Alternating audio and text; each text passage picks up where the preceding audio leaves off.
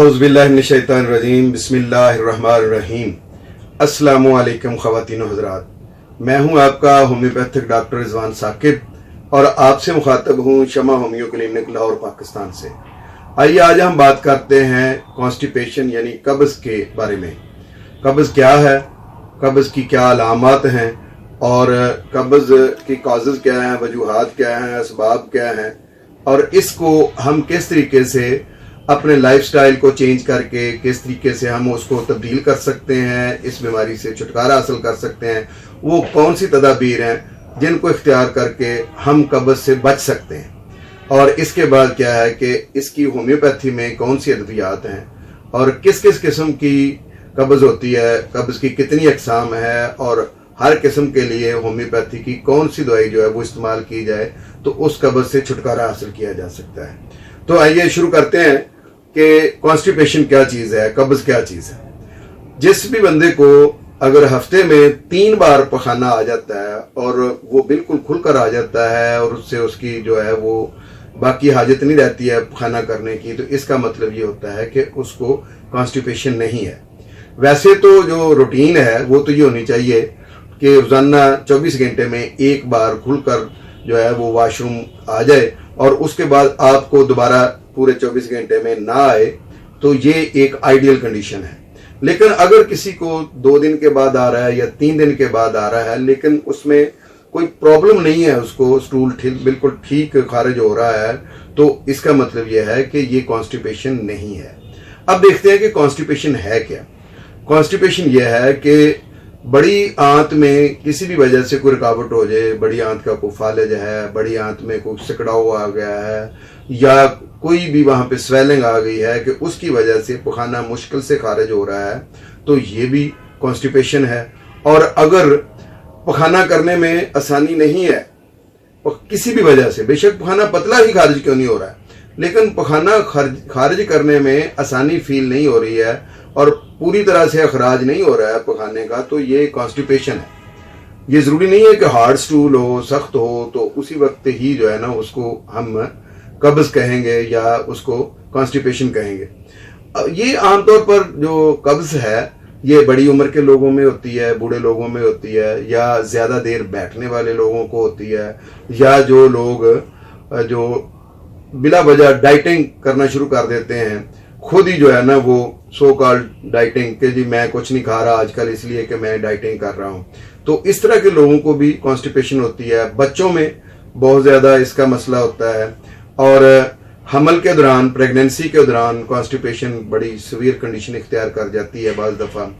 तो कब्ज़ जो है इसके बारे में ये कहा जाता है कि ये उम्मुल अमराज है, यानी मदर ऑफ ऑल डिजीजेस, यानी ये बीमारियों की माँ है।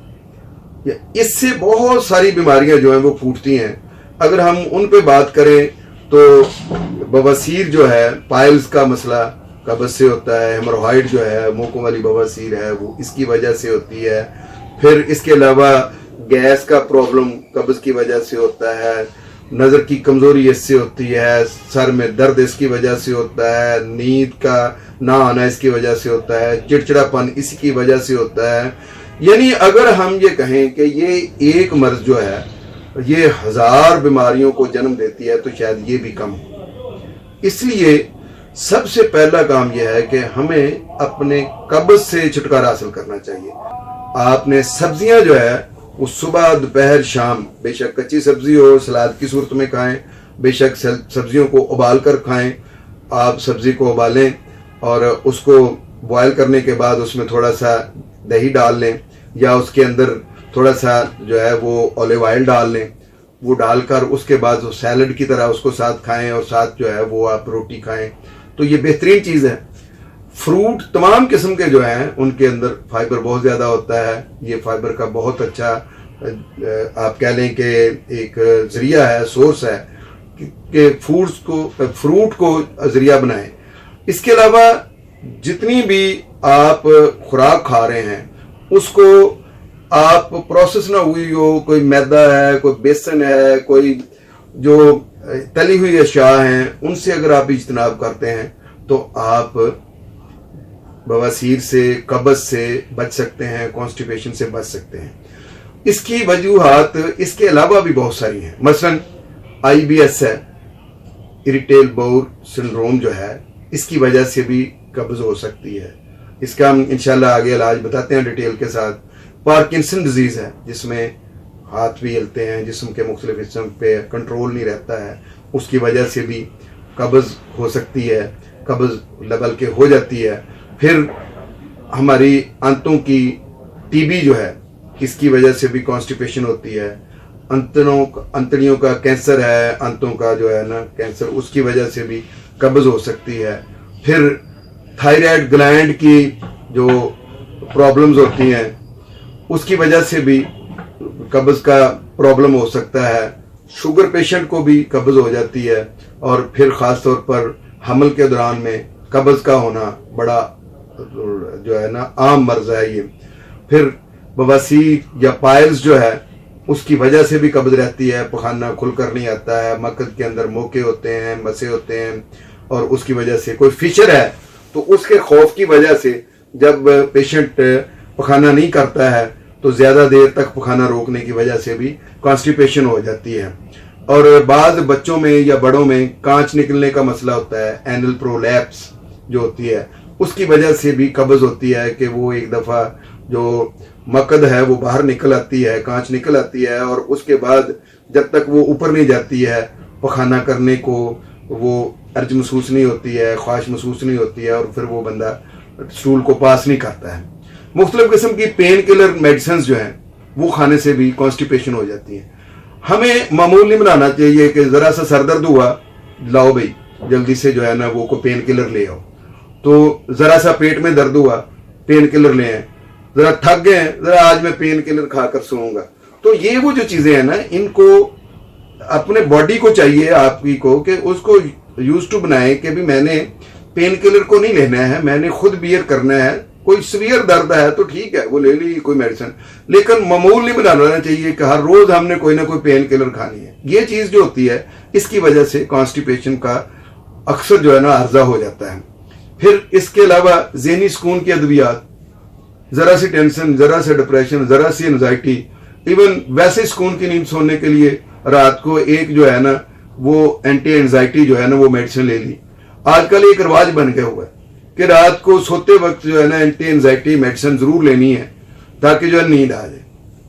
भाई आप वॉक करें, आप एक्सरसाइज करें, अपने आप को थकाएं और खूब पेट भर कर खाना खाएं, नींद लाजमी आ जाएगी।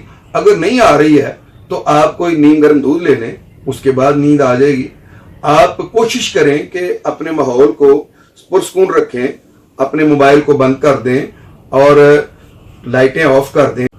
तो जब आप पुरसकून नींद लेंगे तो आपकी अंतड़ियां जो हैं वो भी रिलैक्स होंगी, सुबह को आप वॉशरूम बिल्कुल बेहतरीन आएगा। तो ये जो नींद का 8 से 9 घंटे पूरे करना जो है ना, ये बजाते खुद कॉन्स्टिपेशन का इलाज है। लेकिन हम लेट नाइट तक जागते हैं और उसकी वजह से सुबह लेट उठते हैं, और फिर यह है कि सुबह की नींद जो होती है, जो सूरज तुलू होने के बाद की नींद होती है, वो आपको पूरी यकसुई की नींद नहीं होती है, जिसकी वजह से भी बहुत सारे मसाइल बनते हैं। स्टमक के एंजाइम जो है वो काम करना छोड़ चुके होते हैं, तो इसकी वजह से भी कॉन्स्टिपेशन हो जाती है। तो इसके अलावा नशा आवर अद्वियात वैसे तो बिल्कुल खानी ही नहीं चाहिए, लेकिन मैं ये बताना चाहता हूँ कि नशा आवर अद्वियात इस्तेमाल करने वाले, कोई अल्कोहल इस्तेमाल कर रहा है, कोई जो है हेरोइन इस्तेमाल कर रहा है, या कोई और नशा, कोई फ्यून इस्तेमाल कर रहा है, कोई भी नशा है, वो जो है ना वो अंतड़ियों को, उनके फंक्शन को डिस्टर्ब कर देता है, उनके फंक्शन को वो सुस्त कर देता है, जिसकी वजह से कॉन्स्टिपेशन हो जाती है।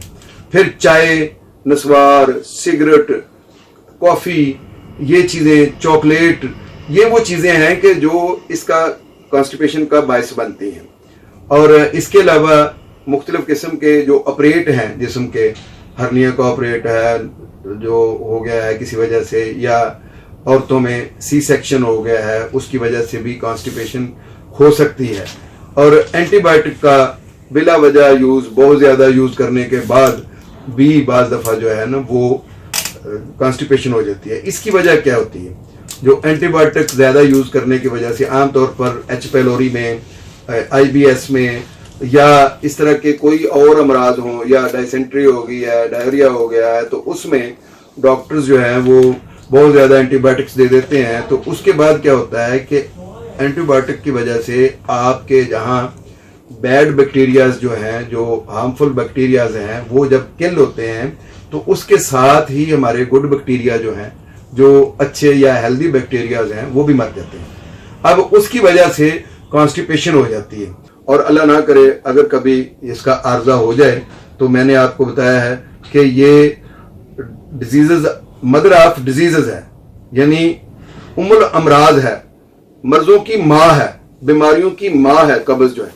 तो इसलिए इससे छुटकारा हासिल करने के लिए आप हमसे रब्ता करें। ये मेरा व्हाट्सएप नंबर मौजूद है, इस व्हाट्सएप नंबर पर भी आप रब्ता कर सकते हैं, या मेरे जो मोबाइल फ़ोन पे भी रब्ता किया जा सकता है। इंशाल्लाह आपकी पूरी हिस्ट्री लेकर ऑनलाइन भी चेकअप किया जा सकता है, और अगर आप मेरे पास आकर चेकअप करवाना चाहें तो ये हमारे जो चैनल है इसके ऊपर हमारी लोकेशन नज़र आ रही है, उस पर पूरा टाइम टेबल भी नज़र आ रहा है। आप मेरे उस शेड्यूल के मुताबिक मुझसे अपॉइंटमेंट लेकर मुझसे मशवरा कर सकते हैं। बहुत शुक्रिया। अल्लाह हाफिज़। अस्सलामु अलैकुम।